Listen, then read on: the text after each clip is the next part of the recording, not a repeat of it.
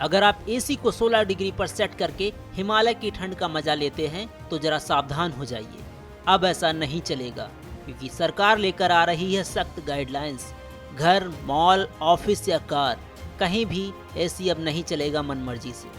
केंद्रीय ऊर्जा मंत्री मनोहर लाल खट्टर ने नई दिल्ली में प्रेस कॉन्फ्रेंस के दौरान बड़ा ऐलान किया। सरकार अब एयर कंडीशनिंग के तापमान को मानकीकृत करने जा रही है। नई गाइडलाइंस के तहत एसी का तापमान 20 डिग्री से 28 डिग्री सेल्सियस के बीच ही रखना होगा। यानी अब आप 20 डिग्री से नीचे ठंडा या 28 डिग्री से ऊपर गर्म नहीं कर पाएंगे। सरकार का मानना है कि इससे ऊर्जा की बचत होगी, बिजली के बिल कम आएंगे और पर्यावरण को भी राहत मिलेगी।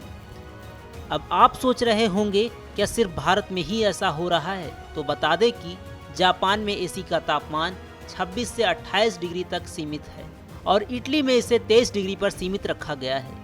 यानी दुनिया पहले ही इस दिशा में कदम बढ़ा चुकी है और अब भारत भी उसी रास्ते पर है।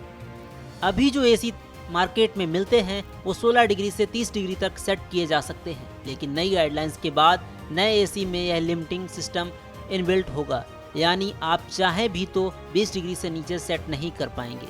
जानकारों की माने तो सिर्फ 1 डिग्री सेल्सियस तापमान बढ़ाने से 6 डिग्री तक ऊर्जा की बचत होती है।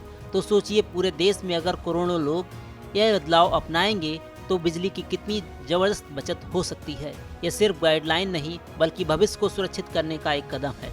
ऊर्जा की बचत, बिजली बिल में राहत और पर्यावरण की सुरक्षा, ये तीनों फायदे एक ही बदलाव में मिल सकते हैं।